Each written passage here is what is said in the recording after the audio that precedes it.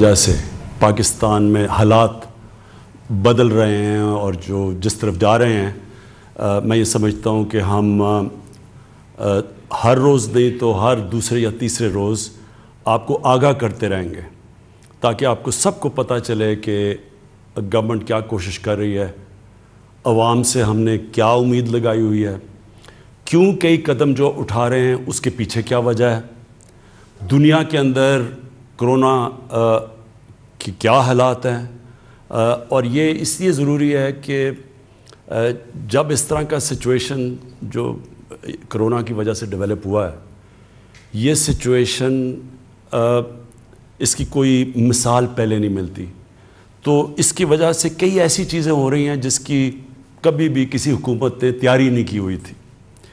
تو سب سے پہلے تو میں آپ سب کو مبارک دیتا ہوں، اپنی قوم کو مبارک دیتا ہوں کہ اور اللہ کا خاص طور پہ اللہ کا شکر ادا کرتا ہوں کہ جو ہم اس وقت کیلکولیٹ کر کے بیٹھے تھے، اور کیلکولیشن کون کرتا ہے؟ ہمارا جو national command and operation centre, جدھر سارے پاکستان کے ٹاپ ادارے جو بھی یہ کرونا کے ساتھ اور جو صحت کے شعبے کے ساتھ انوالوڈ ہیں اور ایڈمنسٹریشن کے، وہ ہر روز بیٹھ کے اپنے ڈاکٹرز کے ساتھ پورا ڈیٹا سارے پاکستان سے لے کے وہ اینالائز کرتے ہیں کہ کتنی بیماریاں ہوئیں، ہسپتال میں کتنا پریشر ہے، اور کرونا کی پروجیکشن کیا تھی اور آج کیا ہے۔ تو یہ ہر روز یہ مسلسل یہ انالیسز ہو رہا ہوتا ہے، جائزہ لیا جا رہا ہوتا ہے، اور اس کے مطابق جو میں آپ کو مبارک دینا چاہتا ہوں کہ اس کے مطابق آج نہیں 25 اپریل تک ہم اندازہ یہ تھا کہ 50,000 کرونا کے مریض ہوں گے پاکستان میں، اور آج جو ہم کیلکولیٹ کر رہے ہیں انشاءاللہ 12 سے 15,000 تک کرونا کے مریض ہوں گے۔ جو کیلکولیشن پہلے تھی 50,000 ہونے تھے، آج جو ہم سارے اسیس کر رہے ہیں جو جتنے بھی کرونا کے کیسز آ رہے ہیں، تو آج ہم سمجھتے ہیں کہ 12 اور 15,000 کے بیچ میں۔ اس کا مطلب کیا ہے؟ اس کا مطلب یہ ہے کہ جو ہمارے ہسپتالوں کے اندر فیسلٹیز ہیں وہ اتنی ہیں کہ ان 12 سے 15,000 میں جن کو انٹینسو کیئر کی ضرورت ہے، جن کی طبیعت اتنی خراب ہو جائے گی کہ ان کو انٹینسو کیئر ہاسپٹل کی جو وہ فیسلٹیز چاہیے ہوں گی جو انٹینسو کیئر میں، مثلاً وینٹیلیٹر اور آکسیجن، تو اب تک ہمارے پاس جتنے مریض آ رہے ہیں اور جو ہمارے پاس فیسلٹیز ہیں، انشاءاللہ اس ریٹ کے اوپر ابھی اس مہینے ہمیں کوئی مسئلہ نہیں ہوگا، ہمارے پاس وہ فیسلٹیز ہیں ہمارے ہاسپٹلز میں۔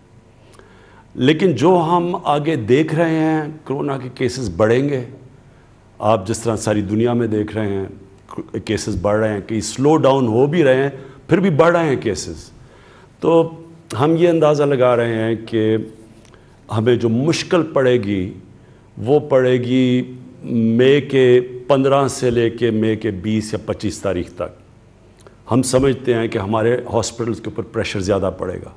جو پریشر 25 اپریل میں پڑنا تھا وہ اب چلا گیا آگے 15 اور 20 مئی تک، اور اس تک ہم پوری تیاری کر رہے ہیں۔ ہماری این ڈی اے میں دنیا سے ابھی بھی ہر روز کانٹیکٹ پہ ہیں، وینٹیلیٹرز کے اوپر جو بھی چیزیں ہمیں ضرورت ہے اس کے اوپر تیاری پوری کر رہے ہیں۔ لیکن میں ابھی بھی آپ کو کہوں کہ اگر ہم زیادہ احتیاط کر دیں تو ہو سکتا ہے کہ یہ اور آگے چلا جائے، یعنی جس طرح ہم 25 اپریل کو سمجھ رہے تھے یہ چلا گیا اب 10 سے 20 مئی تک، اور اگر ہم جو میں ابھی بعد میں آپ سے بات کروں گا، اگر ہم نے احتیاط کر لی تو یہ اور بھی آگے جا سکتا ہے۔ اور یہ اس لیے ہے کہ آج ہم اس خوش قسمت کنڈیشن میں اس لیے، اور خوش قسمت اس لیے میں کہہ رہا ہوں کہ آپ دنیا میں اور ملکوں کا حال دیکھیں اس وقت کہ کس طرح 1000 800 دن میں لوگ مر رہے ہیں وہاں، تو اس کے مقابلے میں یہ کہہ رہا ہوں کہ ان کا جب موازنہ کیا جائے تو ہمارے حالات بہت بہتر ہیں۔ تو اور میں یہ اس لیے بھی ہیں کہ جب 26 کرونا کے کیسز تھے پاکستان میں 13 مئی کے قریب، تو ہم نے تب لاک ڈاؤن کیا تھا پاکستان میں. ہاں 13 مارچ کو، تو ہمارا 26 فروری کو پہلا کیس آیا تھا، اور جب ہمارے 26 کیسز ہوئے تو 13 مارچ کو ہم نے اپنا لاک ڈاؤن شروع کیا تھا. اور اس لاک ڈاؤن کے بعد مختلف کئی صوبوں نے، سندھ نے زیادہ کیا لاک ڈاؤن، باقی صوبوں نے کم کیا. لیکن اللہ کا کرم یہ ہے کہ ہمارے جو بھی ہم نے قدم اٹھائے، ہم نے جب زائرین بھی آئے تو ان کو کوارنٹین کیا، ان سے پھیلا نہیں. اور اس سے پہلے ہم نے کوئی 8 لاکھ یعنی 13 مارچ تک 8 لاکھ لوگوں کو ہم ایئرپورٹ پہ اسکرین کر چکے تھے. تو اللہ کا شکر ہے. اور پھر چائنا سے بڑا پریشر تھا کہ ہمارے جو اسٹوڈنٹس تھے ووہان میں، جو شہر میں جدھر کرونا شروع ہوا، ان کو واپس بلایا جائے. ہم نے پریشر لیا، اور اللہ کا شکر ہے کہ ایک بھی کیس ہمیں چائنا سے پاکستان نہیں آیا. اب جدھر آج ہم کھڑے ہیں، ہم نے جس طرح آپ نے دیکھا کہ ہم نے آہستہ آہستہ فیصلہ کیا کہ ہم اب جو لاک ڈاؤن کی کنڈیشنز کم کرنے لگے ہیں، جس میں سب سے بڑا جو سیکٹر ہے کنسٹرکشن کا، ہم نے فیصلہ کیا کہ کنسٹرکشن کا سیکٹر ہم کھولنے لگے ہیں. تو وہ کیوں کھولنے لگے یہ میں پہلے بھی آپ سے بات کر چکا ہوں، لیکن میں یہ بات پھر سے دہراؤں گا کیونکہ آپ کو سمجھنا چاہیے کہ ہم یہ کیوں قدم اٹھا رہے ہیں. دیکھیں، ہمارے جیسے ملک پاکستان، ہندوستان، بنگلہ دیش، ساؤتھ افریقہ جیسے جگہ جدھر کچی بستیاں ہیں، جدھر غریبوں کی بستیاں ہیں، جدھر کچی آبادیاں ہیں، جدھر شینٹی ٹاؤنز جن کو کہتے ہیں، فلپینز ہے، یہ سارے ملکوں کے اندر جو کنڈیشنز ہیں، جو حالات ہیں، وہ مغرب سے مختلف ہیں. مثلا یورپ اور اگر امریکہ کا آپ دیکھیں تو ان سے ہمارے مختلف حالات ہیں. ہمارے کچی آبادیوں کے اندر، ہمارے غریبوں کے محلوں کے اندر لوگ جڑ کے رہتے ہیں. ایک ایک کمرے میں 6 سے 5 سے 8 لوگ بھی رہتے ہیں. اور وہاں کئی بدقسمتی سے پاکستان میں کچی آبادیوں میں یہ حالات ہیں کہ پانی نہیں ملتا اتنا. تو ہم جب ایک قوم فیصلہ کرتی ہے کہ ہم لاک ڈاؤن کریں گے، تو یہ ضرور سوچنا چاہیے کہ جب ہم لاک ڈاؤن کریں گے تو ہماری نظر میں ہونا چاہیے کہ یہ جو غریبوں کی آبادیوں میں لوگ رہتے ہیں، ان کے اوپر اس کے کیا اثرات آئیں گے. اور مجھے افسوس سے کہنا پڑتا ہے کہ پاکستان کے اندر، میں کیونکہ میری عمر تقریباً پاکستان جتنی ہے، میں ساری زندگی یہ دیکھتا رہا ہوں کہ ہم جو قانون بناتے ہیں، پالیسیز جو ہم بناتے ہیں، ہم صرف ایک چھوٹی سی ایلیٹ کلاس کا سوچتے ہیں. ہم اگر تعلیم کا بھی نظام پاکستان میں ہم نے، اور میں اس پریولیج کلاس سے ہوں جس کو بہترین تعلیم ملی، لیکن ہم نے کبھی یہ نہیں سوچا کہ عام لوگوں کے لیے جو تعلیم ہے کیا وہ مقابلہ کر سکتے ہیں ہمارے جیسے لوگوں کا جن کو چھوٹے سے طبقے کو اچھی تعلیم انگلش میڈیم ملتی تھی. اسی طرح ہم نے آہستہ آہستہ گورنمنٹ کے ہسپتالوں کو تباہ ہوتے دیکھا. غریب لوگوں کے لیے گورنمنٹ ہاسپٹل اور امیروں کے لیے پرائیویٹ ہاسپٹلز، اور جو سپر رچ تھے ان کے لیے لنڈن کے اندر علاج کروانا. یہ ایک طبقاتی نظام پاکستان میں ڈیولپ ہوا. طاقتور اگر عدالت میں جاتا ہے، اس کے پاس بڑے بڑے وکیل ہوتے ہیں، وہ جو مرضی ڈاکے مارے وہ بچ جاتا ہے. جیلوں میں غریب بھرے ہوئے ہیں. یہ جو ہماری مائنڈ سیٹ ہے، جب ہم لاک ڈاؤن کرتے ہیں، ہمیں یہ اور سوچا نہیں.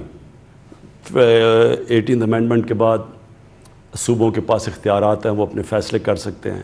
تو جس طرح فیصلے کیے گئے، میں اپنی طرف سے کہتا ہوں کہ میں پہلے دن سے کہہ رہا تھا کہ جب ہم فیصلے کرتے ہیں تو کیا ہم سوچ رہے ہیں کہ ہمارے جو غریب لوگ ہیں ان کا کیا بنے گا. اور جو ہم نے فیصلے کیے، اب مجھے جو سب سے زیادہ خطرہ یہ کرونا کا نہیں ہے اس وقت. میں ایز پرائم منسٹر پاکستان یہ کہتا ہوں کہ مجھے سب سے زیادہ خطرہ یہ ہے کہ لاک ڈاؤن کی وجہ سے جو ہمارا کمزور طبقہ ہے، غریب طبقہ ہے، اس کے کیا حالات ہیں. اور مجھے خطرہ ہے اس کا، کیونکہ میں سیدھی بات کرتا ہوں. آپ اگر امریکہ میں دیکھیں، انگلینڈ میں جدھر میں نے بہت ٹائم گزارا ہوا ہے، وہاں کا جو مزدور ہے وہ زیادہ تر تقریباً 100% رجسٹرڈ ہے. ہوگا 2-3% نا رجسٹرڈ، لیکن وہ رجسٹرڈ ہے. اور آج اگر امریکہ میں یا انگلینڈ میں دیکھ لیں، کینیڈا میں دیکھ لیں، وہ کیا کر رہے ہیں کہ جیسے جیسے وہ بے روزگار ہو رہے ہیں ان کو ڈائریکٹلی پیسے جا رہے ہیں، ان امپلائمنٹ بینیفٹس ہیں وہاں، ان کے بینکوں کے اندر پیسے جا رہے ہیں کیونکہ ان کے پاس لسٹ ہے ان کی مزدوروں کی. تو جو بھی مزدور اپلائی کرتا ہے کہ جی میں بے روزگار ہو گیا ہوں، وہ پھر گورنمنٹ اس کو پیسے دے رہی ہے، ان کے پاس ریکارڈ ہے. ہمارے 75 سے 80% جو مریض ہے وہ انفارمل سیکٹر میں ہے، اس کی ہمارے پاس کوئی ریکارڈ ہی نہیں ہے. تو جب یہ ہوتا ہے تو گورنمنٹ کیسے اس کی مدد کرے؟ ہمیں کیسے پتہ ہے کہ ہم ان کے کیسے مدد کریں؟ تو اس لیے ہمارے ملک میں یہ بڑا مشکل ہے جب ایک دہاڑی دار جا کے گھر بیٹھ جاتا ہے، روزگار جب ختم ہوتا ہے، اس کے بیوی بچے اس کی دہاڑی کے اوپر ڈپینڈ کر رہے ہیں کہ انہوں نے کھانا پینا ان کا بندوبست کرتا ہے. ہو سکتا ہے وہ 1 ہفتہ 2 ہفتے بیچارے اپنے ساری جو بھی بچایا ہوا ہے ان کو وہ خرچ کر دیں. تو آخر میں ان کے پاس کیا چوائس ہے؟ یا تو سوشل سیکیورٹی سسٹم ہی نہیں ہے. یہ جو مغرب ہے وہاں تو پورا ویلفیئر سٹیٹس ہیں، یورپ جو ہے ادھر تو سوشل سیکیورٹی ہے، یہاں تو وہ بھی نہیں ہے. اس لیے جب ہم فیصلہ کرتے ہیں ہمارے حالات مختلف ہیں، اور اس لیے ہمیں یہ جو کنسٹرکشن ہے یہ ہم فیصلہ اس لیے کھولنے کا کیا، میں نے اور میرے کیبنٹ ہیں، کیونکہ ہم یہ سمجھ رہے ہیں کہ ہم پہنچ ہی نہیں سکتے اتنے زیادہ یہ جو ان رجسٹرڈ مزدور ہیں، ہم ان کے پاس نہیں پہنچ سکتے. ہم نے احساس پروگرام کیا، یہ پاکستان کی تاریخ کا سب سے بڑا پروگرام ہے. 12,000 روپے جو ہم 1,20,00,000 خاندانوں کو پہنچا رہے ہیں، یہ کبھی ہوا ہی نہیں ہے پاکستان میں اتنا بڑا پروگرام، اور وہ بھی میرٹ کے اوپر، یعنی کسی قسم کی سیاسی مداخلت نہیں ہے اس میں. لیکن اس کے باوجود ہم سمجھتے ہیں کہ یہاں اتنے زیادہ جو لوگ ہیں جو اس سے نیٹ سے باہر ہیں، ان تک ہم کیسے پہنچ سکتے ہیں؟ اور ہمیں ڈر یہ ہے کہ جب تک ہم وہاں پہنچیں لوگ بھوک سے سڑکوں پہ آ جائیں گے، اور اگر لوگ بھوک سے سڑکوں پہ آ جائیں گے تو سارا لاک ڈاؤن کا مقصد ہی فیل ہو جائے گا، کیونکہ لاک ڈاؤن کا تو مقصد یہ ہے کہ لوگوں کو آپس میں فاصلے رہیں. تو اس لیے ہم نے کنسٹرکشن کا شروع کیا. اور میں کنسٹرکشن کی صرف ایک اور بات کرنا چاہتا ہوں. ہم نے کہا کہ جو بھی جس کے پاس پیسہ ہے، چاہے وہ فارمل اکانومی ہے، انفارمل اکانومی ہے، ڈکلیئرڈ ہے یا نہیں ڈکلیئرڈ، ہم نے ساروں کو دعوت دی آپ اس میں آ جائیں. اب اس پہ میں دیکھ رہا تھا لوگوں نے شور مچایا، جی دیکھیں یہ کیا ہوا، آپ نے پھر سے ایک ایمنسٹی اسکیم دے دی. یہ ایمنسٹی کی بات نہیں ہے. میں آپ کو سیدھی بتا رہا ہوں کہ امریکہ کا 30 کروڑ ان کی عوام ہے، اور انہوں نے 2,000 ارب ڈالر کا اسٹیمولس پیکج دیا. پاکستان کی 22 کروڑ عوام کا سارا اسٹیمولس پیکج ہے 8 ارب ڈالر. اب ہمارے پاس تو وہ وسائل نہیں ہیں جو امریکہ کے پاس ہے، یا جو جرمنی کے پاس ہے، یا جاپان کے پاس ہے، اٹلی کے پاس ہے. لہٰذا ہم نے تو جو بھی پاکستانیوں کا پیسہ ہے اس ساروں کو اندر کھینچنا ہے تاکہ ہم اس وقت اپنے لوگوں کو ریلیف دے سکیں. تو اس لیے ہم نے کنسٹرکشن میں سب کو کہا ہے کہ آپ شرکت کریں تاکہ ہماری اکانومی چلے، تاکہ لوگوں کو روزگار ملے، تاکہ لوگ بھوک سے بچیں. اس کے علاوہ میں میری ٹیم بیٹھی ہے، ان سے میں ابھی بار بار ان سے آپ جو بھی ڈیولپمنٹس ہیں میں آپ کو باری باری یہ آپ کو آگاہ کریں گے. لیکن اس سے پہلے میں 2 اور چیزیں کہنا چاہتا ہوں. میں صرف اپنی پولیس سے کہنا چاہتا ہوں. دیکھیں یہ میں نے 2-3 سوشل میڈیا پہ چیزیں دیکھی ہیں کہ لاک ڈاؤن جو لوگ توڑ رہے ہیں ان کو ڈنڈے مارے جا رہے ہیں. میں اپنی پولیس سے کہنا چاہتا ہوں کہ مجھے پتہ ہے کہ آپ کے اوپر پریشر ہے کہ لاک ڈاؤن مینٹین رکھیں، لیکن دیکھیں یہ لاک ڈاؤن ڈنڈے سے مینٹین نہیں ہوگا. یہ لاک ڈاؤن تب کامیاب ہوگا جب ہمارے شہری خود سمجھیں گے کہ ان کی ذمہ داری ہے، کیونکہ ان کے بھلے کے لیے ہے، یہ ساری قوم کے لیے ہے. کیونکہ اگر کرونا پھیلتا ہے تو ہم جانتے ہیں کہ اس کے ڈائریکٹ اثرات بیماری سے اور انڈائریکٹ لاک ڈاؤن سے ساری قوم کو اثر ہوتا ہے، خاص طور پہ ہمارے غریب لوگوں کو. اس لیے ان کو سمجھائیں. میں جو بھی پاکستان کے اوپینین میکرز ہیں، ہمارے جو آرٹسٹ ہیں، جو ہمارے کالمنسٹ ہیں، جو ہمارے ٹی وی پہ اینکرز ہیں، جو ہمارے علماء ہیں، میں سب کو آپ کو کہتا ہوں کہ آپ سب کا کام ہے کہ عوام کو بتائیں کہ یہ ہم سب کے بھلے کے لیے ہے کہ اگر یہ ہمارا لاک ڈاؤن کامیاب ہوتا ہے، جتنی جلدی کامیاب ہوتا ہے اتنی جلدی ہم واپس اپنے کاروبار کھڑے کر سکتے ہیں، ملک نارم پہ جا سکتا ہے. تو اس لیے بجائے ان کو مارنے کے، کیونکہ ڈنڈے سے یہ نہیں ہونے لگا، ساری دنیا میں اب سامنے آ رہا ہے، بنگلہ دیش میں، فلپینز میں، ساؤتھ افریقہ میں، ہندوستان میں بھی آپ دیکھ لیں، کوئی بھی ڈنڈے سے یہ لاک ڈاؤن 1-2 ہفتے تو شاید کامیاب ہو جائیں، اس کے بعد نہیں ہو سکتے. تو اس لیے ان کو اپنا سمجھیں، ان کو سمجھائیں لوگوں کو، اور لوگوں کو ہم سارے سمجھاتے رہیں گے کہ یہ آپ سب کے بھلے کے لیے. اس کے بعد رمضان آ رہی ہے، اور ہماری مسجدوں کے اندر لوگ عبادت کرنا چاہتے ہیں. ہم سب جانتے ہیں کہ رمضان میں ہم سب مسجدوں میں جاتے ہیں، اور ہم چاہتے ہیں کہ وہ ٹائم ہے عبادت کا. ڈاکٹر الوی جو پریزیڈنٹ ہیں، انہوں نے علماء سے آج میٹنگ کی ہے، اس کے اندر کئی چیزیں طے ہو گئی ہیں. مجھے بڑی خوشی ہوئی اس چیز کی، اور میں آج اپیل کروں گا جو بھی امام مسجد ہیں کہ آپ پلیز یہ جو طے شدہ چیزیں ہیں کہ کیا آپ نے پریکاشنز لینی ہیں، کیا آپ نے قدم اٹھانے ہیں کہ لوگ مسجد میں بھی جا سکیں اور کرونا سے بھی بچ سکیں، کہ سوشل ڈسٹنسنگ یعنی فاصلے رکھنے ہیں، اس کے اوپر سب عمل کریں.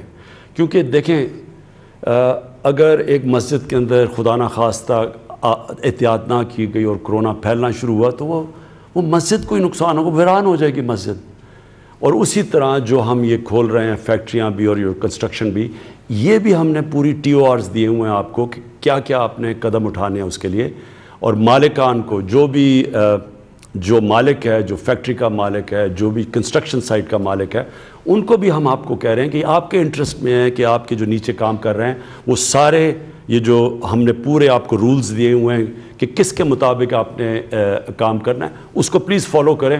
کیونکہ اگر وہاں کرونا پھیلے گی تو ظاہر ہے وہ فیکٹری بھی بند ہوگی یا وہ کنسٹرکشن سائٹ بھی بند ہوگی، تو آپ سب کے انٹرسٹ میں ہیں. آخر میں اپنے ٹیم کے پاس جانے سے پہلے 2 اور چیزیں کہنا چاہتا ہوں. دیکھیں ہمارے اس کرونا کے کرائسس میں جو مجھے سب سے زیادہ خطرہ نظر آ رہا ہے وہ یہ کہ لوگ ذخیرہ اندوزی کریں گے. میں پہلے بھی کہہ بیٹھا ہوں، میں اب بھی کہتا ہوں، مجھے خطرہ یہ ہے کہ لوگوں نے پیسہ بنانے کی کوشش کرنی ہے، جس طرح رمضان سے پہلے لوگ پیسہ بناتے ہیں، جس طرح ابھی پیچھے آٹا اور چینی کا کرائسس آیا، لوگوں نے ذخیرہ اندوزی کر کے پیسہ بنایا. اس باری جو بھی پیسہ بنانے کی کوشش کرے گا ذخیرہ اندوزی کر کے، یہ پہلی دفعہ گورنمنٹ بہت سختی کرے گی. ہم آرڈیننس لے آئے ہیں اس کے اوپر، ذخیرہ اندوزی کے اوپر یہ بڑی سختی ہوگی، اور نیچے مینیجر نہیں پکڑیں گے، ہم مالکان کے پیچھے جائیں گے جنہوں نے اب لوگوں کی مشکلات کے اوپر پیسہ بنانے کی کوشش کی. یہ میں آپ کو کہہ رہا ہوں کہ آپ کو ابھی سے پہلے سے خبردار کر رہا ہوں کہ بڑی سختی کی جائے گی، لوگوں کو پکڑا جائے گا. یہ نہیں چھوٹے لوگوں کو نہیں پکڑیں گے، اوپر جا کے جو اصل لوگ پیچھے بیٹھے ہوئے ان کو پکڑیں گے. دوسری چیز ہے اسمگلنگ. اس باری ہمیں یہ ڈر ہے کیونکہ پاکستان میں جو گندم ہے وہ جو باہر ہے اس وقت اس کی قیمت اوپر ہے، اور ہمیں یہ خوف ہے کہ لوگ گندم کو اسمگل کریں گے. اس کے لیے اسمگلنگ کا آرڈیننس یا آج رات آ جائے گی یا کل آ جائے گی، اور وہ آرڈیننس کے مطابق وہ سختی اب کی جائے گی اسمگلرز کے خلاف جو کبھی پہلے نہیں کی گئی. کیونکہ ہم نے کسی صورت قیمتیں بڑھنے نہیں دینی، کیونکہ اس کا سب سے نقصان اس ملک میں غریب پہ پہنچے گا. اگر ہم لوگوں کو 12 ہزار روپیہ دے رہے ہیں اس وقت، اور یہ کبھی پھر سے میں ریپیٹ کرتا ہوں اتنا پیسہ نہیں دیا گیا، تو اگر انہوں نے قیمتیں اوپر بڑھا دیں تو ان کا تو پیسہ بڑی جلدی ختم ہو جائے گا. اس لیے یہ ملک کے لیے، یہ اپنی غریب لوگوں کے لیے، میں آج اسمگلرز کو بھی کہہ رہا ہوں، ہولڈرز یا یہ جو ذخیرہ اندوزی کرتے ہیں ان کو میں آج آپ کو خبردار کر رہا ہوں کہ بڑی سختی کی جائے گی. اس باری ہم نے یہ 2 آرڈیننس لے کے آ رہے ہیں، اور یہ صرف لے کے آ رہے ہیں اس لیے اپنی قوم کو بچانے کے لیے، اسمگلر سے بھی اور یہ جو کہ ذخیرہ اندوزی کر کے مہنگائی کر کے پیسہ بناتے ہیں. اب میں چاہوں گا کہ اسد آپ پلیز بریف کریں کہ جو بھی آپ کے جو ہر روز آپ بیٹھتے ہیں national command and operation centre میں، کہ جو لیٹسٹ چیزیں. جیسے وزیر اعظم کہہ رہے تھے کہ دنیا کے اندر اب تقریباً تمام ملکوں کے اندر یہ بات ہونی شروع ہو گئی ہے کہ ہم نے بیماری سے تو بچنا ہے، لیکن اس بیماری سے بچنا اس طریقے سے ہے کہ لوگوں کی جو روزگار ہے وہ بھی نہ اس کو ہم مکمل طور پر ختم کر دیں۔ ظاہر ہے کہ امیر ملک جو ہیں ان کے اندر، ان کے عوام کے اندر، ان کی ریاست کے اندر اس سے زیادہ سکت موجود ہوتی ہے کہ وہ روزگار میں اگر کمی ہو تو پھر بھی برداشت کے قابل رکھ سکتے ہیں۔ پاکستان جیسے ملکوں کے پاس وہ سکت بھی اس سے بہت کم ہے، لیکن ہم نے ساتھ بیماری سے بچانا بھی ہے۔ تو اسی لیے ہم نے آپ کو بتایا تھا آج سے کوئی ہفتہ پہلے، 8 دن پہلے آپ کو ہم نے بریفنگ کی تھی کہ ہم جو ہے اب چاہتے یہ ہیں کہ فوری طور پر اقدامات کے لیے تو آپ نے یہ کر دیا کہ آپ نے بندشیں لگا دیں اور بڑی سخت بندشیں لگا دیں، اس کی وجہ سے بیماری کے پھیلاؤ جو ہو رہا تھا اس کے اندر بھی کمی آئی۔ وہ بھی وزیر اعظم نے آپ سے ذکر کیا کہ 25 اپریل کو جہاں ہم سمجھ رہے تھے کہ 50,000 کیس ہوں گے، وہاں سے 12 سے 15,000 کے درمیان کا تخمینہ لگایا جا رہا ہے۔ ہلاکتیں بھی جو ہوئی ہیں، اموات بھی ہوئی ہیں، وہ اس سے بہت کم ہوئی ہیں اللہ کے فضل سے، جس کا اندازہ لگایا جا رہا تھا۔ لیکن اس کے ساتھ ساتھ لوگوں کی روزگار کے اوپر بھی بہت بھاری اثر پڑا ہے، اور اس کی مختلف اشکال کے اندر ہمیں وہ نظر بھی آ رہا ہے کہ لوگوں کے لیے جو مشکلات پیدا ہوئی ہیں۔ تو ہم نے ان مشکلات کو آسان تو کرنا ہے، لیکن اس طریقے سے کرنا ہے تاکہ بیماری کا پھیلاؤ بھی بہت زیادہ نہ بڑھے، اور ایسا نہ ہو کہ خدا نخواستہ ہمارا صحت کا نظام جو ہے اس کے اوپر اتنا بوجھ آئے کہ وہ برداشت نہ کر سکیں۔ تو اس کے لیے جو پالیسی ہم بنانا چاہتے ہیں، میں سادہ الفاظ میں آپ کو اگر سمجھانے کی کوشش کروں کہ یہ سب بندشیں کیوں لگائی جاتی ہیں، کیوں لوگوں کو کہا جاتا ہے کہ جی کسی کو گھر سے بھی نہ نکلنے دیں۔ اگر میں بالکل ہی اس کی ایک منطقی انجام تک لے جاؤں، اگر سارے ملک کے لوگ ایک کمرے کے اندر بند ہو جائیں، الگ الگ ایک کمرے میں ایک شخص ہو، 2 ہفتے کے لیے وہ بیٹھے رہیں، تو ہمیں پتہ ہے کہ 15 دن کے بعد بیماری ختم ہو جائے گی، لیکن شاید ہزاروں لاکھوں لوگ جو ہیں وہ بھوک سے اس کے بعد مر چکے ہوں، تو یہ ممکن نہیں ہے۔ تو کوشش یہ کی جا رہی ہے کہ ایسا نظام لایا جائے کہ ایک عام آدمی تو اپنے گھر سے باہر نکل سکے اور وہ اپنے روزگار کا انتظام کر سکے، خاص طور پہ جو غریب ہے، جو متوسط طبقہ ہے۔ اتنی اس وقت لوگوں کو تو احساس ہے، لیکن کچھ لوگوں کی میں باتیں سنتا ہوں تو لگتا ہے مجھے ان کو احساس نہیں ہے۔ یہ بات اب غریب سے آگے چلی گئی ہے، متوسط طبقہ، سفید پوش جو ہے وہ بہت بوجھ محسوس کر رہا ہے، اور اس کی زندگی کے اندر یہ جو آمدنی اس کی ختم ہوئی ہے، روزگار ختم ہوئی ہے، اس سے بہت بڑی مشکلات پیدا ہو رہی ہیں۔ تو ہم جو ہے موقع دیں کہ یہ لوگ جو ہیں زیادہ سے زیادہ لوگ، خاص طور پہ ان ایریاز کے اندر جو ایکسپرٹس بیٹھے، انہوں نے کہا کہ اس کے اندر اتنا خطرہ نہیں ہے، ہم نے ریلیکسیشن کر دی۔ تو اس کے ساتھ ساتھ ہم اگر ایسا ایک نظام لے آئیں کہ جہاں ہم اس شخص تک پہنچ سکیں، ہمیں پتہ چل سکے کہ کس کو یہ بیماری لگ چکی ہے، تو اس کے لیے پہلا کام آپ نے کیا کرنا ہے، آپ نے ٹیسٹ کرنے کی صلاحیت بڑھانی ہے۔ اور مجھے بڑی خوشی ہے بتاتے ہوئے، یہ بھی میں نے آپ کو آج سے کوئی ہفتہ 10 دن پہلے بتایا تھا کہ جب ہم نے شروع کیا تو 15 مارچ کو پاکستان میں 473 ٹیسٹ ہوئے تھے، اور ہم نے یہ کہا کہ ہم اپریل کے آخر میں 25,000 تک پہنچنا چاہتے ہیں۔ جس وقت ہم نے یہ اعلان کیا تھا اس وقت تقریباً 2,500 ٹیسٹ ہو رہے تھے، یہ ایک ہفتہ پہلے کی بات ہے۔ پچھلے 3 دن کے اندر ہم پہلے 5,800 پہ پہنچے، پھر 6,200 پہ پہنچے، اور کل 6,400 سے زیادہ ٹیسٹ کیے گئے۔ یعنی اس عرصے کے اندر، صرف 1 ماہ کے عرصے کے اندر ہم نے تقریباً 15 گنا، 14 سے 15 گنا اضافہ کر لیا ہے اپنی ٹیسٹنگ کیپیسٹی کے لیے۔ اس میں لیبارٹریز جو ہیں جہاں پہ جو ٹیسٹ ہوتے ہیں ان کے اندر تقریباً 3 گنا اضافہ ہو گیا ہے۔ PCR مشینز جو ہوتی ہیں ان کے اندر اضافہ کیا گیا ہے۔ وہ جو ایکوپمنٹ، جو سپلائز یوز ہوتی ہیں اس کے لیے، ٹیسٹنگ کٹس جو ہوتی ہیں، اس میں تو بہت زیادہ اضافہ کیا گیا ہے۔ ہمارے پاس لاکھوں کٹس اویلیبل ہو گئی ہیں۔ جو مین پاور ہے اس کی بھی تعداد بڑھائی جا رہی ہے۔ تو ایک تو ہماری یہ صلاحیت جو ہے کہ جس کو بیماری لگی ہے اس کو ہم اس کی تشخیص کر سکیں، وہ بڑھتی چلی جا رہی ہے۔ دوسرا، وہ جس کو بیماری لگی ہے، وہ جس کے ساتھ، وہ کس کے ساتھ اٹھتا بیٹھتا ہے، اس کی کس سے ملاقات ہوئی، وہ کچھ انتظامی طور پر، کچھ ٹیکنالوجی کو استعمال کرتے ہوئے ہم ایک نظام بنا رہے ہیں کہ ہم ان تک بھی پہنچ سکے تاکہ ان کا بھی ٹیسٹ ہو سکے۔ اگر ان میں سے کسی کو بیماری اس بیمار شخص سے لگ چکی ہے تو ہم اس تک بھی پہنچ سکیں۔ اور آخری اس کا حصہ یہ ہوگا کہ پھر ان کو کس طریقے سے ان کو زیادہ تر ہم یہ سرکاری نظام کے اندر ویسے بھی صلاحیت نہیں ہے، اور مغرب کا اس وقت تجربہ بھی یہ رہا ہے کہ یہ جو کوارنٹیننگ سینٹرز بنائے گئے ہیں، اگر زیادہ ہم اس کے اوپر انحصار کریں گے تو ایک رائے یہ بھی ہے کہ اس سے بیماری پھیلی ہے. تو یہ گھروں کے اندر اپنے ہی ہمارے سماجی جو نیٹ ورکس ہیں اسی کو ہم نے استعمال کرتے ہوئے کرنا ہے. ان تمام چیزوں کے لیے ایک ہم نے پائلٹ ٹیسٹ کیا تھا، تمام صوبے اس کے اندر شامل تھے، مختلف ڈسٹرکٹس ان کے شامل تھے. ٹیسٹ ریزلٹس آ گئے، آج ان کی نیشنل کمانڈ سینٹر کے اندر پریزنٹیشن ہوئی ٹیسٹ ریزلٹس کی. ہم نے تمام عمومی طور پہ چیف سیکرٹریز تو ہوتے ہی ہیں، روزانہ کی بنیاد پر ہوتے ہیں، لیکن آج ہم نے خصوصی طور پہ جو صحت کے منسٹرز ہیں، ہیلتھ منسٹرز ہیں تمام صوبوں کو، ان کو بھی بلایا ہوا تھا اور ان کے ساتھ بھی رائے کی.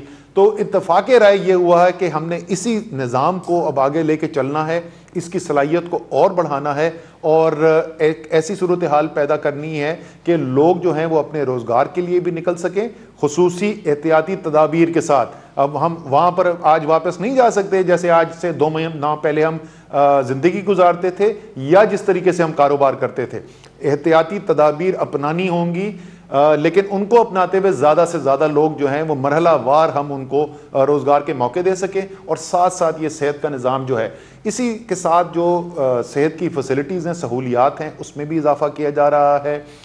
جو ہاسپٹل بیڈز ہیں ان میں اضافہ کیا گیا ہے، جو وینٹیلیٹرز ہیں اس کے اندر بھی اضافہ کیا گیا ہے. لیکن اتنا اضافہ کرنے میں ہم کامیاب نہیں ہوئے جتنی ہماری خواہش تھی. اور وہ آج کل تو سب آپ دیکھتے ہوں گے، اس وقت BBC اور CNN اور عالمی میڈیا بھی دیکھتے ہیں. یہ صورتحال جو ہے یہ دنیا کے امیر ترین ملکوں کے اندر بھی ہے، چاہے وہ آپ برطانیہ دیکھ لیں، آپ اٹلی دیکھ لیں، اسپین دیکھ لیں، امریکہ دیکھ لیں، ہر جگہ سے آپ کو یہ سننے کو ملے گا کہ یہ جو میڈیکل کا اکوپمنٹ ہے جتنا چاہیے وہ تمام، کیونکہ دنیا مانگ رہی ہے، تو وہاں تک تو ہم پہنچنے میں کامیاب نہیں ہو پائے ہیں. جستجو جاری ہے جتنا ہم چاہتے تھے، لیکن پہلے سے صلاحیت بڑھانے کے اندر ہم کامیاب ہوئے ہیں.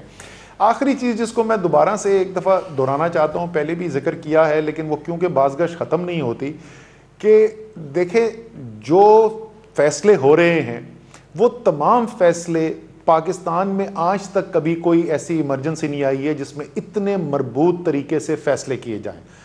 نیشنل کمیٹی NCC جو ہے جس کو وزیر اعظم خود چیئر کرتے ہیں، اس کے اندر تمام وہ صوبائی وزراء اعلیٰ ہیں، ان کے اندر آزاد جموں کشمیر کے وزیر اعظم ہیں. میں بار بار دہراتا ہوں 4 مختلف سیاسی پارٹیوں سے تعلق رکھتے ہیں. یہ وہاں بیٹھ کے فیصلے ہوتے ہیں. 1 ماہ کے اندر 9 مرتبہ ملاقات ہوئی ہے اس ٹیم کی. یہ صرف نہیں کاغذ پہ بنا دیا، 9 دفعہ وزیر اعظم نے چیئر کی یہ میٹنگ، اور وہیں پر اتفاق رائے سے فیصلے کیے جاتے ہیں. اور ان کی امپلیمنٹیشن اور ان فیصلوں کے لیے جو پروپوزلز ہیں، سجیشنز جو آنی ہیں، وہ national command and operation centre جو ہے جو روزانہ ملاقات کرتا ہے، تمام صوبے اس کے اندر بیٹھے ہوتے ہیں. اب پچھلی دفعہ کا 14 اپریل کا وہ میرے لیے تھوڑا سا باعث تکلیف بھی تھا، اور مجھے یقین ہے کہ اور بہت سارے پاکستانی جو پاکستانیت رکھتے ہیں ان کے لیے بھی شاید تشویش ہوگی، کہ ہم نے ایک دن 13 تاریخ کو میٹنگ ہوئی NCC کی. وہاں پر ایک وزیر اعلیٰ جو ہیں انہوں نے کہا کہ جی ہمیں یہ مزید معلومات کی ضرورت ہے اس سے پہلے کہ ہم ایک کسی فیصلے پہ پہنچ چکے ہیں. وزیر اعظم نے کہا کہ جی بالکل ٹھیک ہے، ہم دوبارہ کل میٹنگ کر لیں گے. فیصلہ ہوا اگلے دن صبح کو national command and operation centre میں وزرائے اعلیٰ اور آزاد کشمیر کے وزیر اعظم بھی بیٹھیں گے. ہماری ان کے ساتھ پوری تفصیلی بات ہوئی. دوبارہ کو 14 تاریخ کی دوپہر کو دوبارہ فیصلہ ہوتا ہے.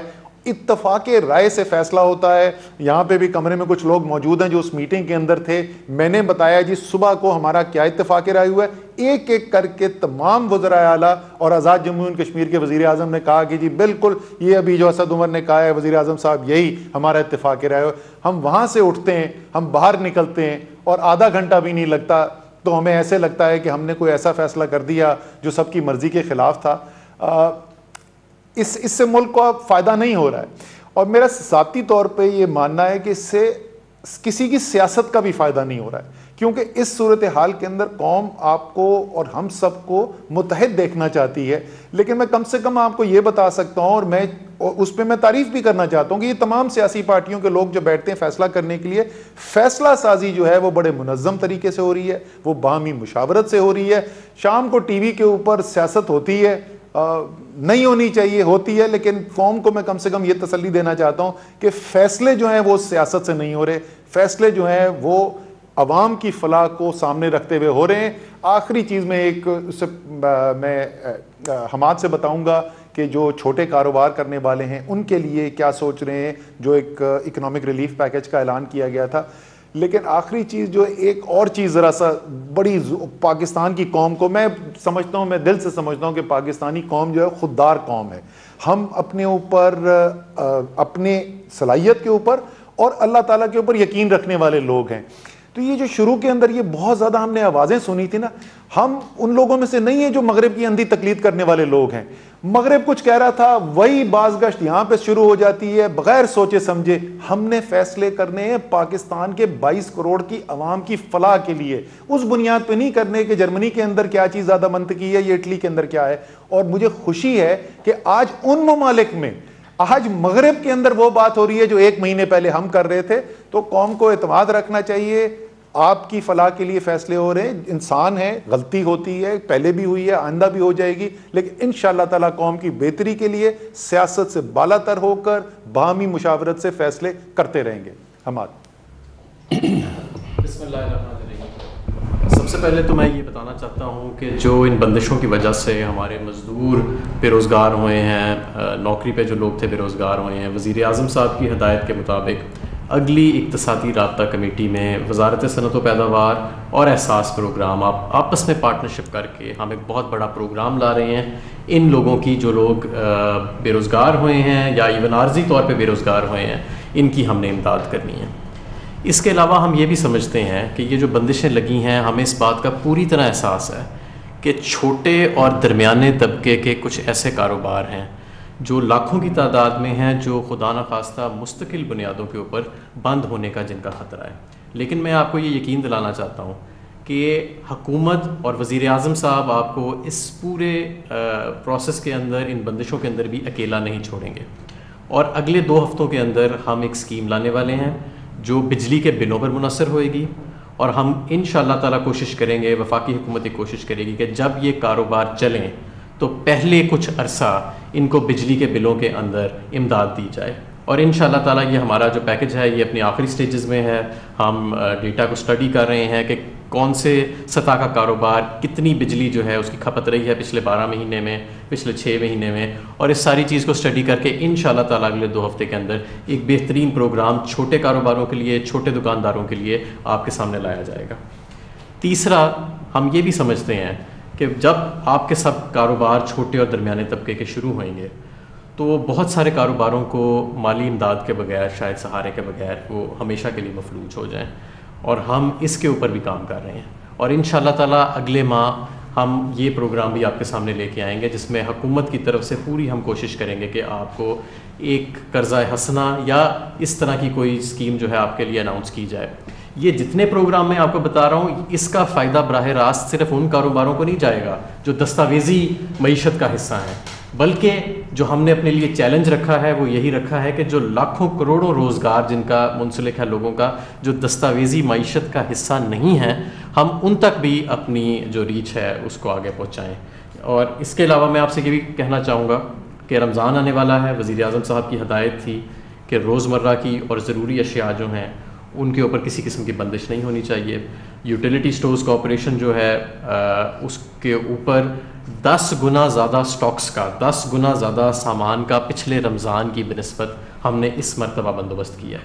تقریباً 3.5 ارب 3 سے 3.5 ارب روپے کی سیل ہوئی تھی پچھلے رمضان میں. اس مرتبہ ہم بندوبست کر رہے ہیں 30 ارب روپے کے سامان کا, تاکہ جو بنیادی ضروریات ہیں پوری قوم کی وہ پوری ہو سکیں.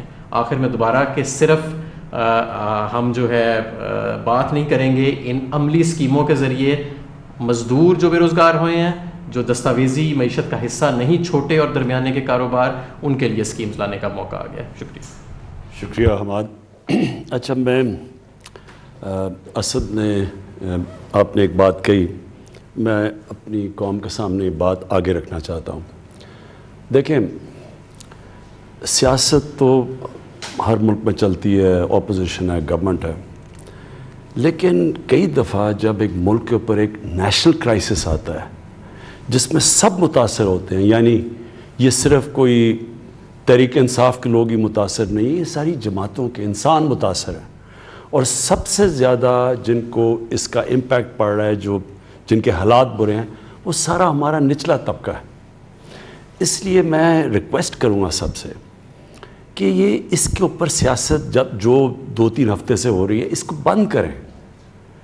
میں دیکھ رہا ہوں کہ ایک ایسا طبقہ ایسے لگتا ہے کہ جیسے وہ چاہتے ہیں کہ یہاں زیادہ افیکٹ ہو کرونا کا, اور ان کو مایوس ہیں کہ زیادہ اس وقت ابھی کرونا سے لوگ نہیں مرے, تاکہ وہ اپنی سیاست چمکائیں, گورنمنٹ کو کچھ کہیں.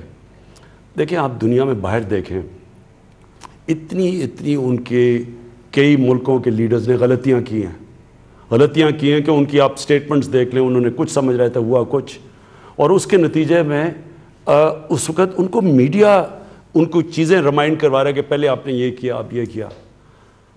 ہم نے تو پہلے دن سے جو بھی چیزیں کی وہ آج اللہ کا کرم ہے ٹھیک نکل رہی ہیں. اس کے باوجود زبردستی ایک سیاسی رنگ دیا جا رہا ہے. میں ایک خاص طور پہ چیز کہنا چاہتا ہوں کہ میں 2 دن کل ایک پڑھا کہ جی کراچی کے اندر زیادہ کوئی لاشیں آنی شروع ہو گئی ہیں جن کو رجسٹر نہیں ہوا کہ کرونا کی وجہ سے.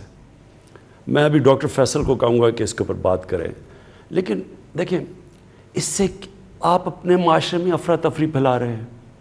کیا اس کو کوئی خبر کو صحیح طرح دیکھا آپ نے, کیا یہ ٹھیک تھی؟ کیا اس سے زیادہ خوف پھیلے گا معاشرے میں؟ خوف کی وجہ سے لوگ اور وہ حرکتیں کریں جس سے مزید اور نقصان ہو سکتا ہے. یعنی یہ بڑی غیر ذمہ دارانہ حرکت ہے کہ آپ نے ویریفائی کیے بغیر کہا جی کرونا کی وجہ سے لوگ مرے اور ان کا پتہ ہی نہیں, اور گورنمنٹ چھپا رہی ہے. مطلب اس کا یہ ہے کہ گورنمنٹ یہ اصل کتنے لوگ مرے ہم چھپا رہے ہیں. وہ کون سی بیوقوف گورنمنٹ ہوگی کہ جو کرونا کے کیسز چھپائے؟ یہ تو اپنا ہی نقصان کرنا ہے. اگر آج ہم چھپا رہے ہیں, ابھی اسد نے آپ کو ڈیٹیلز بتائی کہ ہم تو کوشش کر رہے ہیں کہ ہم ٹارگیٹڈ کریں, اور وہ ٹارگیٹ تب ہوگا جب ہمارے پاس ڈیٹا صحیح آئے گا. اگر ہمیں ڈیٹا ہی نہیں صحیح مل رہا تو ہم کیسے پتہ چلے گا کہ ہم نے کون سے قدم اٹھانے ہیں, کدھر لاک ڈاؤن کرنا ہے؟ یہ تو ہمارے انٹرسٹ میں ہے کہ ہمیں پوری انفارمیشن ملے. تو گورنمنٹ کو چھپانے, کیا ہم اگر آج چھپا لیں گے تو کیا کیسز رک جائیں گے؟ کیا ایک دم لوگوں کے سامنے جب اتنے زیادہ لوگ کرونا سے مریں گے تو وہ کیسے پھر کیا کرے گی گورنمنٹ؟ تو میری ریکویسٹ یہ ہے کہ ان دنوں کے اندر ہمارے پاس national command and operation centre ہے جو ہر روز ڈیٹا کو اینالائز کر رہا ہے. 4 صوبوں اور آزاد کشمیر اور گلگت بلتستان کی کوآرڈینیشن سے ہم یہ سارا کر رہے ہیں. اگر کسی کو کچھ شک و شبہ ہے, یہاں پورا ایک سینٹر بنا ہوا, اسے چیک کر لیں, ہمیں چھپانے کی کیا ضرورت ہے.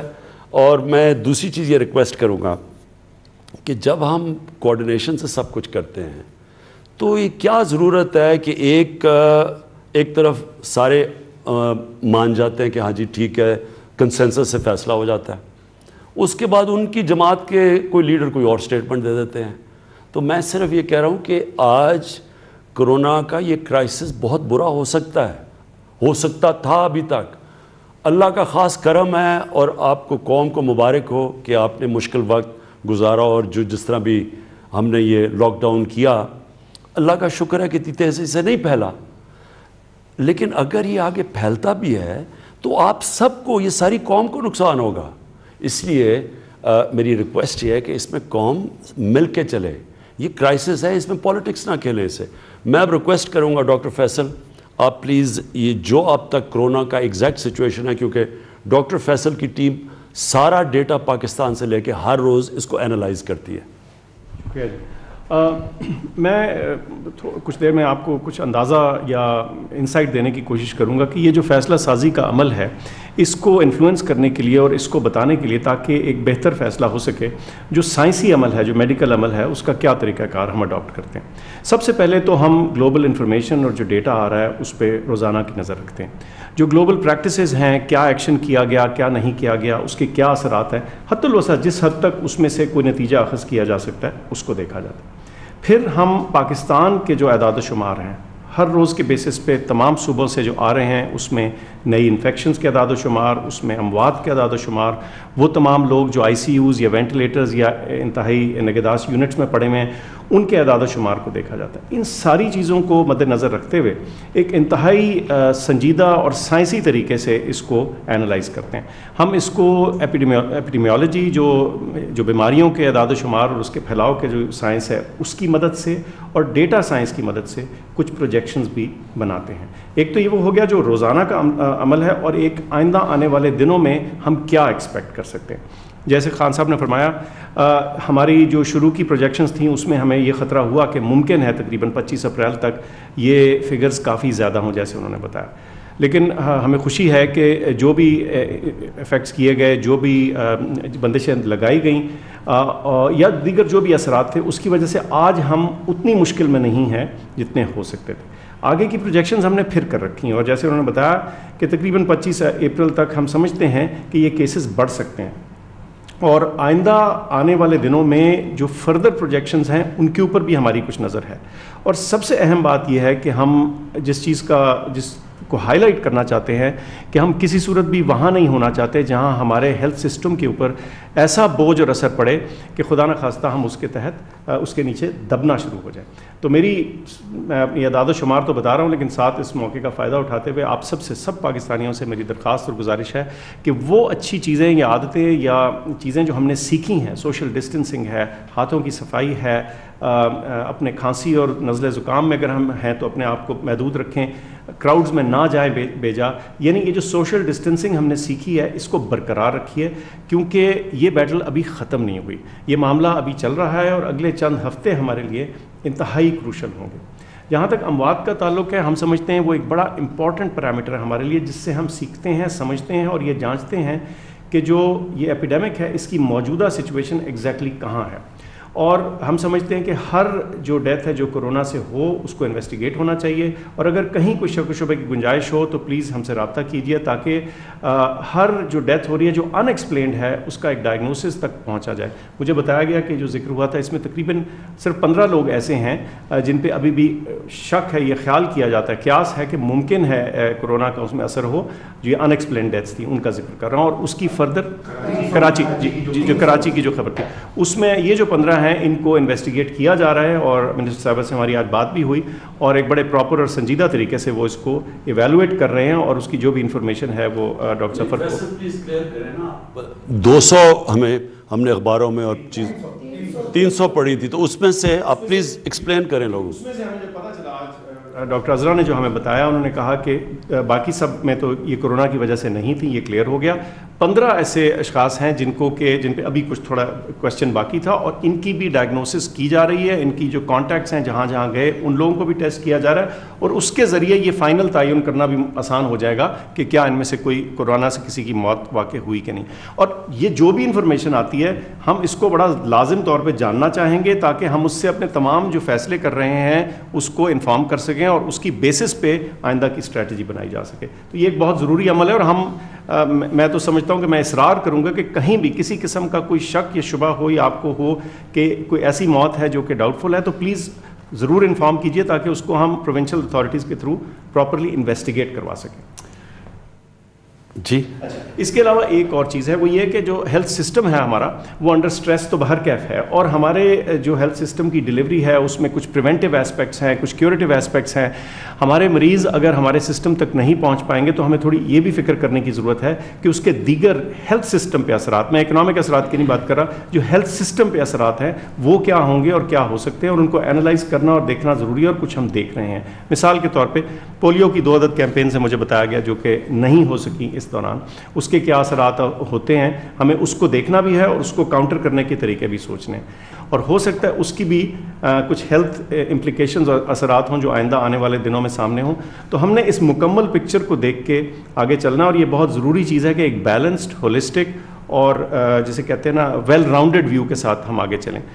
میں بس اتنا کہنا چاہوں گا کہ جتنی بھی ہم پولیٹیکل لیڈرشپ کو ایڈوائس دیتے ہیں وہ کمپلیٹلی سائنٹیفک اور ایپیڈیمیولوجک اور ڈیٹا ڈریون بیسس کے اوپر ہوتی ہے، اور یہ انالیسس ہر روز، بلکہ میں کہوں گا دن میں کئی دفعہ، ایک سے زیادہ دفعہ ہوتا ہے، اس پہ بحث مباحثہ ہر شیڈ آف اوپینین، ہر مکتب فکر اور سوچ، سائنس کے اندر بھی آپ کو پتہ ہے مکتب فکر اور سوچ ہوتے ہیں، وہ لیے جاتے ہیں تاکہ ہم ایک سمجھدار فیصلہ یا ایڈوائس دے سکیں جس کے بیسس پہ جو پولیٹیکل لیڈرشپ ہے وہ اپنا فیصلہ کرتی ہے. شکریہ. جی فیصل شکریہ. دیکھیں ایک چیز ڈاکٹر فیصل نے کی وہ میں پھر ریپیٹ کرتا ہوں. جیسے ہی کرونا کا جب کرائسس شروع ہوا تو جب لاک ڈاؤن شروع ہوئے تو ایک دم سارے ملک کی توجہ باقی سب چیز سے ہٹ کے تو کرونا کے اوپر آ گئی. اب اس میں معاشی حالات کے اوپر تو ہم بات کر چکے ہیں کہ کیا عام لوگوں کے اوپر کیا اثر آتا ہے، لیکن جو ڈاکٹر فیصل نے کہا کہ جو لوگوں کی جو ہمیں لوگوں کی صحت کا دھیان رکھنا چاہیے تھا، مثلا پولیو ہے. اب پاکستان واحد دنیا میں 2 ملک رہ گئے یا میرے خیال میں دو ملک رہ گئے جدھر پولیو ہے. یہ بڑی اس کی خطرناک اس لیے ہے کہ یہ پھیلتی، یہ بھی ایک جس طرح یہ اتنی تیز تو نہیں پھیلتی جتنی یہ کرونا پھیلتی ہے، لیکن یہ بھی پھیل سکتی ہے. تو اس کے اوپر ایک پوری کوشش ہو رہی ہے پاکستان میں. اب کیونکہ کرونا آیا تو 2 ہم نے جو کیمپینز کرنی تھی وہ بیچ میں رہ گئی، اور اس کے بڑے اثرات ہیں. کیونکہ اگر پاکستان میں خدا نہ خواستہ پولیو پھیلتا ہے تو ہمارے جو لوگ باہر کام کرنے جاتے ہیں ان کے اوپر اثر آتا ہے. اس کا دنیا ہمیں روک سکتی ہے باہر جانے سے. اور دوسری چیز بچوں کی امیونالوجی ہوتی ہے کہ ٹیکے لگتے ہیں، حفاظتی ٹیکے وغیرہ، یہ ساری کیمپینز متاثر ہوئی ہیں لاک ڈاؤن کی وجہ سے. تو لہٰذا یہ جو ہم آپ لاک ڈاؤن یعنی ایک طرف لاک ڈاؤن بھی رکھ رہے ہیں لیکن کئی چیزیں کھول رہے ہیں، اس میں یہ بھی ہم دیکھ رہے ہیں کہ جو باقی لوگ اور بیماریاں ہیں ان کو اس کا بھی دیکھیں کہ ایک کرونا سے بچاتے بچاتے اور لوگ باقی بیماریوں سے نہ مریں. اب میں چاہوں گا کہ معید ہمیں بات کریں جو اوورسیز پاکستانیز ہیں. میں اس سے پہلے معید سے پہلے میں یہ کہنا چاہتا ہوں کہ ہمیں بہت احساس ہے ایک دم جیسی لاک ڈاؤن ہوا، جس طرح اور چیزیں متاثر ہوئی، سب سے بڑا امپیکٹ اوورسیز پاکستانیز پہ پڑا. اس میں جو پیسے والے باہر پاکستانی کو چھٹی بنانے گئے تھے یا جن کے پاس وسائل ہیں ان کو بھی بڑی مشکلوں کا سامنا کرنا پڑ رہا ہے. لیکن جو اصل متاثر ہوئے میری نظر میں وہ ہمارے وہ محنت کش بیچارے جو مزدور، جو ڈرائیورز، جو دبئی میں، جو سعودی عربیہ میں، جو ساری کئی باہر پھنس گئے، ان کے اوپر ابھی طورخم سے ہم نے ابھی لوگوں کو افغانستان سے ہمارے ڈرائیورز کو ابھی میرے خیال میں کل ہی کیا، ان کو واپس آئے آج. تو یہ بھی سب متاثر ہو گئے. اب میں صرف جو باہر پاکستانی دیکھ رہے ہیں میں صرف آپ کو یہ کہنا چاہتا ہوں کہ یہ اپنے ذہن سے نکال دیں کہ ہم بھول گئے آپ کو یا ہم نے آپ کی فکر نہیں کی. مسئلہ کیا ہے کہ ایک دم جتنی پاکستان میں کرونا شروع میں آئی وہ ساری باہر سے آئی. اب ہوا کیا کہ ہمارے پاس اتنی فیسلٹیز نہیں تھیں کہ اگر باہر سے زیادہ لوگ آتے تو ان کو ہم سکرین کرتے اور ان کو پھر جانے دیتے لوگوں کے اندر. کیونکہ ہمیں ایک تجربہ ہو چکا تھا تو سارے صوبوں نے بھی ایک دم ریئیکٹ کیا. انہوں نے کہا ابھی ہمارے پاس تیاری نہیں ہے کہ باہر سے جو مریض جو ہمارے باہر سے پاکستانی آئیں گے ان کو ہم سکرین کر سکیں. اس کی وجہ سے ہم نے ڈیلے کیا. تو میں یہ کہنا چاہتا ہوں کہ یہ نہیں کہ یہاں بے حسی تھی، مسئلہ ہمارا یہ تھا کہ ہمارے پاس تیاری نہیں تھی. اب آپ کو معید بتائیں گے کہ جو مزید ہم تیاری کر بیٹھے ہیں. جی بہت شکریہ جان صاحب. پہلے تو آپ کی بات بڑھاتے ہوئے میں دوبارہ سے شکریہ ادا کرنا چاہتا ہوں ہمارے جتنے اوورسیز پاکستانی ہیں جنہوں نے واپس آنا ہے، ابھی تک نہیں آ سکے. ہم دن رات یہی تیاری کر رہے تھے کہ ہمارے ایئرپورٹس پہ اور ان شہروں میں ٹیسٹنگ کی کیپیسٹی بڑھ جائے اور کرنٹینہ کی کیپیسٹی اتنی بڑھ جائے کہ جب آپ آئیں تو آپ کو محفوظ طریقے سے ہم پاکستان واپس لا سکیں. پچھلی دفعہ جب وزیر اعظم صاحب کی بریفنگ ہوئی تھی تو میں نے اس میں ذکر کیا تھا کہ لگ بھگ 2000 پاکستانی ہم ہر ہفتے لا سک رہے ہیں. اس ہفتے سے کل سے ہم 6000 پاکستانی ہر ہفتے واپس لا سکیں گے محفوظ طریقے سے. 3 گنا انکریز ہم نے ایک ہفتے کے اندر کر لیا ہے اور اس کے بعد انشاءاللہ اس سے اگلے ہفتے لگ بھگ 7-7,500 پہ ہم پہنچنا چاہتے ہیں. میں آپ کو یہ بھی بتا دوں کہ یہ تمام فیصلے جس طرح باقی چیزیں اسد عمر صاحب نے کہا صوبوں کی مشاورت سے ہو رہے ہیں. ایک شہر کا ہم پورا جائزہ لے کے انالیسس کر کے یہ فیصلے کر رہے ہیں کہ محفوظ طریقے سے کس ایئرپورٹ پر کتنے پاکستانی آ سکیں گے. دوسری بات یہ کہ دنیا کے کچھ ایسے ممالک اور خطے تھے جہاں ہم ابھی تک نہیں پہنچ سکے، PIA کی رسائی وہاں تک نہیں تھی۔ امریکہ کی میں آپ کو مثال دے دیتا ہوں، آسٹریلیا میں جہاں بہت سے پاکستانی ہیں، وہ عمومی بات تو یہ ہوتی ہے کہ وہ امیر پاکستانی ہیں، لیکن ایسا نہیں ہے، وہاں بھی ہمارے بہت سے ایسے لوگ ہیں جن کے ویزے ایکسپائر ہو گئے، اسٹوڈنٹ تھے جن کے پاس وہاں رہنے کی جگہ نہیں ہے۔ تو اس ہفتے سے ہم نے یہ اہتمام بھی کیا ہے کہ اس دفعہ ہم آسٹریلیا سے اور ملیشیا سے اپنے پاکستانی لا رہے ہیں، اور ہم اب کچھ تعداد میں کمرشل ایئر لائنز کو بھی اجازت دیں گے اس ہفتے سے کہ وہ پاکستانی جہاں بھی ہیں، جس طرح عام طور پہ جہاز کی آپ ٹکٹ لے کے آتے ہیں، وہ خود سے وہ ٹکٹ لے کے آ سکیں۔ تو اس ہفتے سے وہ بھی بندوبست ہو جائے گا کہ کوئی ایسا ملک نہیں ہوگا جہاں سے لوگ نہ آ سکیں اپنی ٹکٹ لے کے۔ اس کے بعد میں آپ کو یہ بتا دوں، پچھلی دفعہ ہم نے یہ بات کی تھی کہ اس پہ سوالات بہت سے ہیں کہ آپ کس طرح لوگوں کو لا رہے ہیں، منطق کیا ہے، کب لائیں گے۔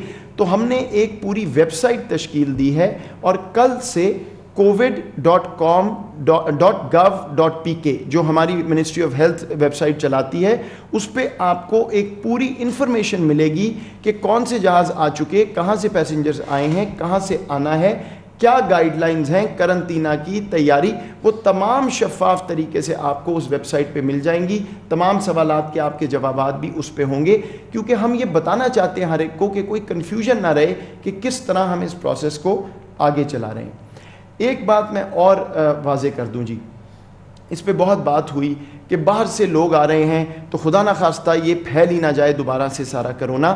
تو ہم نے پورا ڈیٹا اینالائز کیا ہے، جو ہمارے پاس لگ بھگ 2000 پیسنجر آئے تھے پہلے ہفتے میں جب ہم نے یہ ٹیسٹ کیا، آج سے ایک ہفتہ پہلے، تو ان میں سے صرف لگ بھگ 40 لوگ 2000 میں سے پازیٹیو آئے، اور ان کو بھی مکمل طور پر ٹریٹ جیسے کرتے ہیں ہمارے اتھارٹیز، ہیلتھ اتھارٹیز، انہوں نے کیا۔ تو یہ بات کہ باہر سے لوگ آ رہے ہیں، وہ شروعات میں ایسا ہوا ہے کہ جب لوگ باہر سے آئے تو تھا، لیکن دیکھیے اب وہاں بھی معاملات تبدیل ہو گئے، وہاں بھی لاک ڈاؤنز ہیں، احتیاطی تدابیر ہیں۔ تو کوئی ایسا ڈیٹا نہیں ہے جس سے ہم یہ کہیں کہ ہم دوبارہ جو اوورسیز پاکستانیز ہیں ان کو نہ آنے دیں اور بند کر دیں۔ یہ بالکل محفوظ طریقے سے ہو رہا ہے، اور اسی لیے یہ نمبر جو ہے آہستہ آہستہ ہم نے بڑھایا۔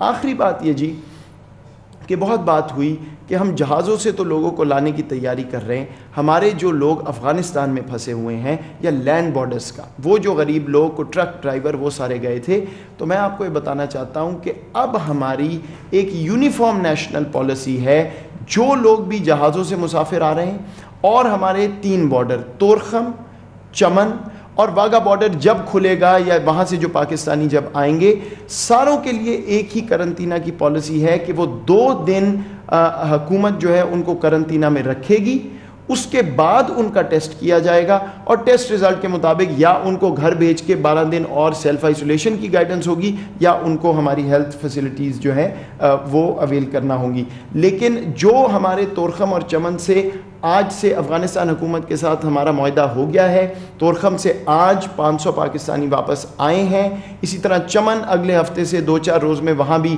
کرنٹینہ کا پروسیس پورا ہو جائے گا، ہماری فیسلٹیز وہاں سے بھی لگ بھگ 300 لوگ آئیں گے۔ تو یہ جو اسی طرح افغانستان کے لینڈ بارڈر والا معاملہ بھی ہم نے حل کر لیا ہے، اور مسافروں کا میں نے آپ کو بتا دیا ایئر ٹریول کا کہ وہ 3 گنا بڑھ جائے گا، اور یہ ہم انشاءاللہ وقتاً فوقتاً بڑھاتے رہیں گے، لیکن شفاف طریقے سے آپ کو بتاتے بھی رہیں گے، آگاہ کرتے رہیں گے کہ ہماری کیا پالیسی ہے۔ اور دن رات میں آپ کو آخری بات کہہ رہا ہوں کہ وزیر اعظم صاحب سے مجھے سرزنش ہوتی ہے کہ ہم کیا کر رہے ہیں، جلدی کیوں نہیں کر رہے، تو پوری نظر ہماری اس پہ۔ آپ کا بہت شکریہ۔ اچھا جی، آخر میں کہ ہم یہ کرونا کے خلاف جنگ کیسے جیتیں گے اور جیت کیا ہوگی وہ؟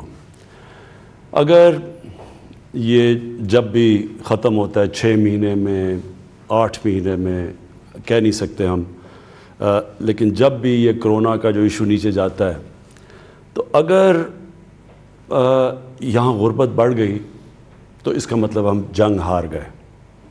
اگر اوپر کے لوگوں نے کوئی زیادہ فرق نہ پڑا، اور وہ نہیں، پیسے والے لوگوں کو بڑا کم فرق پڑتا ہے، اصل میں فرق پڑتا ہے ہمیشہ کرائسس میں نچلے لوگوں کو۔ دنیا میں بھی یہی ہو رہا ہے۔ چھوٹے کاروبار، جس طرح ابھی حماد نے بڑی اچھی بات کی کہ یہ پہلی دفعہ ایک گورنمنٹ اب پوری کوشش کر رہی ہے کہ جن کے چھوٹے چھوٹے کاروبار ہیں، جو اسمال اور میڈیم انڈسٹری، اس کے لیے اب ہم پیکیج تیار کر رہے ہیں۔ بڑے والوں نے تو اس میں سے نکل جانا ہے، لیکن جو چھوٹے کاروبار والے, جو چھوٹے دکاندار, جو اس وقت مزدور جس کی ہم نے شروع میں بات کی ہے, جو چھابڑی والے, چیلنج ہمارے ملک کا یہ ہے کہ ہم اس سے جب نکلیں گے تو یہ لوگوں کا ان کے حالات کیا ہوں گے. اگر تو ان کے حالات ٹھیک رہے یا ہم نے نیچے گرنے نہ دیے, ہم جنگ جیت گئے. لیکن اگر بدقسمتی سے یہاں غربت بڑھ گئی تو اس کا مطلب ہم جنگ ہار گئے. کیونکہ کوئی بھی معاشرہ آج تک اوپر نہیں آیا جس معاشرے کے اندر اگر تھوڑے سے ایک جزیرہ امیر لوگوں کا ہو اور غریب لوگوں کے سمندر میں. یہ کبھی کوئی ملک ایسے اوپر نہیں آیا. اور میں چائنا کی اس لیے مثال دیتا ہوں کیونکہ چائنا نے وہ کیا جو ہمارے نبی صلی اللہ علیہ وسلم نے مدینہ کی ریاست بنائی تھی. مدینہ کی ریاست کی اگر آپ سٹڈی کریں تو سب سے بڑی کوالٹی یہ تھی کہ انہوں نے نیچے سے لوگوں کو اوپر اٹھایا, ایک فلاحی ریاست بنائی. انہوں نے پالیسیز بنائی امیر لوگوں کے لیے نہیں, کیونکہ امیر لوگ تو پھر بھی سروائیو کر جاتے ہیں. انہوں نے نچلے طبقے, کمزور طبقے کو اوپر اٹھایا.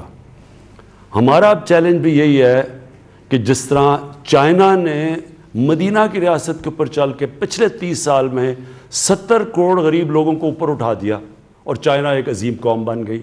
جس طرح ہمارے مدینہ کی ریاست کی وجہ سے مسلمان عظیم قوم بن گئے, وہ بھی 30-40 سال میں دنیا میں چھا گئے. کدھر مدینہ کی ریاست میں بیچارے کمزور ترین لوگ تھے اس سے پہلے, جب جنگ بدر ہوئی تو کتنے لوگ تھے, کیا حیثیت تھی. اور وہی قوم 15-20 سالوں میں 30 سالوں میں دنیا کی عظیم قوم بن گئی. چائنا بھی اسی طرح اٹھی. یہ پاکستان کا ٹیسٹ ہے. یہ اللہ امتحان دیتا ہے قوموں کو. وہ مسلمان ایمان والے لوگوں پہ کہتا ہے قرآن میں کہ میں مشکلوں سے تمہارے ایمان کو آزماؤں گا. مشکل وقت آپ کے لیے آزمائش ہوتی ہے. کیسے آپ کرتے ہیں؟ کیا اپنی ذات کا سوچتے ہیں یا ہم سوچتے ہیں نچلے اپنے کمزور لوگوں کا؟ یہ اللہ کا کام ہے. جب آپ اللہ کی مخلوق کی مدد کرتے ہیں اللہ کی برکت آتی ہے. یہ یاد رکھیں, ہمارے میں کوئی اتنی بڑی قابلیت نہیں کہ ہم اپنے آپ کو کہ ہم عظیم قوم بن سکتے ہیں. اللہ بناتا ہے عظیم قوم. اللہ تب بناتا ہے جب ہم اللہ کے احکامات پہ چلتے ہیں, اس کے حکم پہ چلتے ہیں, اور اس کا حکم ہوتا ہے انسانیت کا, عدل اور انصاف کا. تو جو میں آگے دیکھ رہا ہوں, ہمارا چیلنج اصل یہ ہے کہ ہم نے یہاں غربت بڑھنے نہیں دینی. ہم نے وہ کرنا ہے جو کہ جب مہاجر آئے تھے مدینہ میں اور انصار نے جس طرح اپنے دل کھول کے, مہاجروں کے پاس تو کچھ بھی نہیں تھا, بالکل اپنی جان بچا کے آئے تھے. تو جس طرح مدینہ کے لوگوں نے ان کی مدد کی, جو انصار نے مہاجر کی مدد کی, وہ ہمارے لیے ہمیشہ نبی صلی اللہ علیہ وسلم نے جو بھی چیز کی قرآن میں ہمیں کہا ان کی سنت پہ چلو, تو یہ تھی ان کی سنت. انہوں نے ہمارے لیے یہ مثال سیٹ کی کہ مشکل وقت میں جب آپ مدد کرتے ہیں, اور وہی مدینہ کی ریاست دنیا کی عظیم قوم بن گئی, وہی کھڑے ہو گئے. ہمارے لیے بھی اب ٹیسٹ ہے. ہم نے کیا وہی کرنا ہے جو ہم صرف ایک ڈیفنس کے لیے کیا ہے اور E7 کے لیے کیا ہے, ان کا سوچ کے لاک ڈاؤن کرنا ہے, یا ہم نے کچی آبادیوں کا سوچنا ہے, وہ مچھر کالونی کا سوچنا ہے, وہ جو لوگ جڑے ہوئے ہیں بیچارے 8-8 لوگ کمرے میں, صاف پینے کا پانی, ان علاقوں کا جب ہم سوچیں گے. اور انشاءاللہ میری گورنمنٹ کی پوری کوشش یہ ہے کہ ہم سارے جو اب سٹیپس لیں, ساری کوشش یہ ہے کہ نچلے لوگوں کی مدد کریں, ان کو اٹھائیں. جتنی بھی ہم یہ جو میں کیمپین کر رہا ہوں, انشاءاللہ یہ جو ٹائیگرز, جو کرونا ریلیف ٹائیگرز کی فورس بنا رہے ہیں, اس کا مقصد ہی یہ ہے کہ ہماری والنٹیئرز کی فورس ہو جو جا کے جب آگے مشکل وقت آئے. اور یہ میں آج پھر سے کہہ رہا ہوں, مشکل وقت نے آنا ہے. ابھی تک اللہ نے ہمیں بچایا ہوا ہے. مشکل وقت تب ہوگا, خدا نہ خواستہ. ہمیں کوشش تو یہ ہے کہ اگر ہم سب احتیاط کریں تو ہم شاید ادھر پہنچ جائیں. تک ہماری ہاسپٹل کی فیسلٹیز بھی بڑھتی جا رہی ہیں کہ وہ مشکل وقت نہ آئے کہ ہاسپٹلز بھر جائیں ایک دم. لیکن جب بھی آئے گا تو وہ پھر ساری قوم کا مزید ٹیسٹ بڑھتا رہے گا. اور ہمارے یہ جو والنٹیئر فورس ہے, لوگ اس ملک میں خیرات دیتے ہیں, کیسے وہ مدد کرتے ہیں, اور انشاءاللہ وہ تو ہم آپ کو گائیڈ کرتے رہیں گے. لیکن جو قربانی ہے وہ قربانی دینی ہے صاحب حیثیت نے. غریبوں سے اب قربانی نہیں لینی ہم نے. آج تک مشکل وقت میں غریب قربانی دیتا ہے. یہ وہ ٹائم ہے, اور انشاءاللہ یہ ہم جب ایک عظیم قوم بن کے کھڑے ہوں گے اس میں سے, تو جو صاحب حیثیت ہیں وہ بھی اب مل کے اس میں پورا شیئر ڈالیں گے. ہم قوم تب بنیں گے جب جس طرح انصار نے مہاجر کی مدد کی اور پھر وہ سب ایک جڑ بھی گئے, ایک قوم بھی بن گئی, ایک دوسرے کے لیے قربانی کا جذبہ بھی پیدا ہو گیا اور وہ پھر ایک عظیم قوم بن گئی. اور وہی بھی انشاءاللہ میرا ایمان ہے کہ اسی کرائسس پہ پاکستان ایک عظیم قوم بن کے نکلے گی. پاکستان پائندہ باد.